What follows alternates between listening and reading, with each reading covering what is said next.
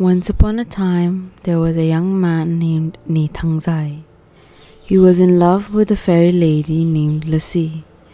Lasi also had a younger sister named Lasoi.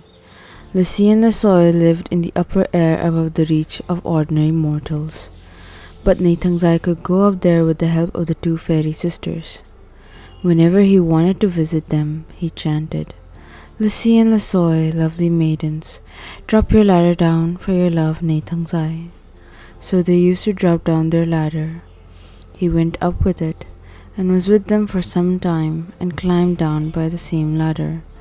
The two ladies used to spin thread whenever he visited them. Once, an ugly young man named Kharvawmtepu spied on Neithangzai's visit to the ladies, and was very jealous of him. He memorized Neithangzai's incantation, and said in a coarse voice, "Lasi and Lasoi, lovely maidens, drop your ladder down for your love, Neithangzai." The two fairy sisters could easily distinguish the voice of Kharvawmtepu from that of Neithangzai, so they did not respond to him. He repeated the incantation back, but to no effect. At last, he consulted an old widow. The widow said, "Taste the stool of Neithangzai and drink his urine.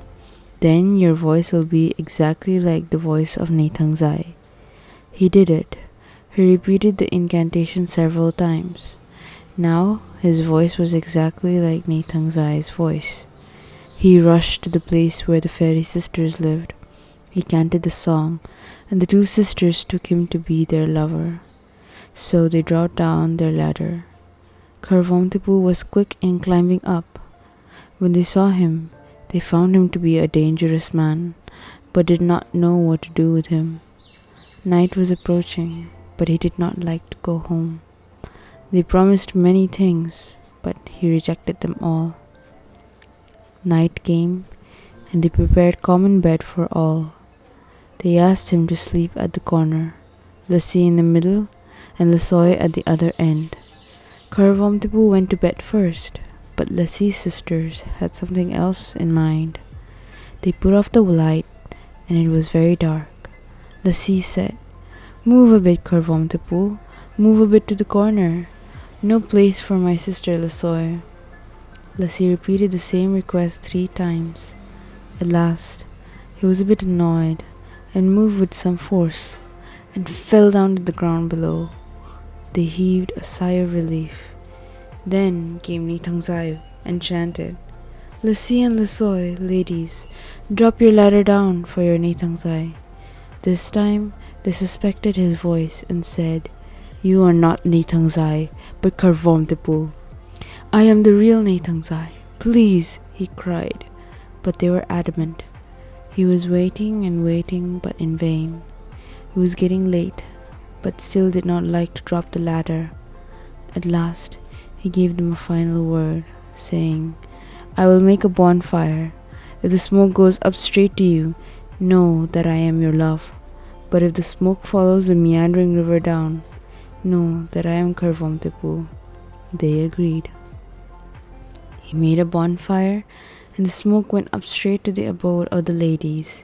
They were convinced and dropped their ladder, but Neithangzai hardened his mind and ran back straight to his far-off village. The two ladies got down and were running after him. "To the hills," they said. "You hills, shrink down for us to see our love Neithangzai." The hills obeyed and shrank. They could thus see his headgear with feathers on it from afar, still running non-stop. After some time, they met a group of people harvesting in the field. "You who are harvesting, have you seen our love, Neithangzai?" they asked. "We have seen him, but he has passed 7 hills," replied they. They did not give up hope. Still they ran. At last, they reached his village and entered his house. They asked his wife his whereabout. "He has gone to the blacksmith," said she. They gave her their necklace, saying, "Go to him and show him this necklace, and tell him we have come to see him." His wife was also very clever.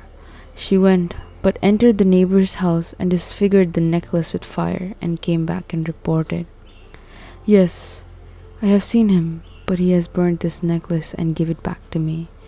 They didn't give up hope and said, You go again and tell him we are his guests and we feel hungry. She indeed went and stayed some time in the neighbor's house and returned, saying, I have seen him. He has instructed me to give you corn for your food. She reported. Discouraged, they returned home. Neithangzai returned home and came to know that the two ladies who had come to see him were the two fairy sisters. So he started running after them again. He caused a heavy rainstorm, and the two ladies were shivering in cold. He then turned himself into a burning bonfire in the cave. When they saw it, Lasi said to her elder sister, Let us approach that fire, for it is too cold in the rain. Do not think it's a real fire, it is Neithangzai, replied Lasi. So they proceeded on under the heavy rain. They had to cross a river which was in flood. There was a new bridge over it. Lasi hesitated to walk on the bridge. Her younger sister insisted that they had to walk on it because it was the only way for crossing the river. She walked and reached the other side and said, See, there is nothing to fear. I also crossed it easily, assured Lasi. But Lasi knew that it was Neithangzai. At the repeated assurance of her sister, Lasi was walking over it, and lo, when she reached the middle, it broke down, and Neithangzai caught hold of her by the hand. Don't catch me, it is too late. I know you do not love us anymore. We sent your wife many times to call you. You disfigured our gold necklace also, charged Lasi. She did not see me at all. On my return home, I knew it was you, so I am running after you after this, reported Neithangzai. In that case, if you really love us, you have to do something, some sacrifice to prove your love. If you stand the test, we will marry. If not, let us part for good. We will turn into punchong tree in full bloom. For 3 consecutive mornings, if you can prevent birds from sucking our nectar, we will get married. If not, farewell, said Lasi. Neithangzai had no alternative, and so nodded his head. They turned into punchong tree in full bloom. Neithangzai got up at dawn and prevented all the birds from sucking the nectar for 2 consecutive days. He was quite sure of success. At night, he was heavily drunk and forgot to wake up in time. When he woke up, the sun was already up. He went there, but alas, all kinds of birds were perched on the branch of the tree, enjoying the nectar. Neithangzai stood still, full of regrets and remorse.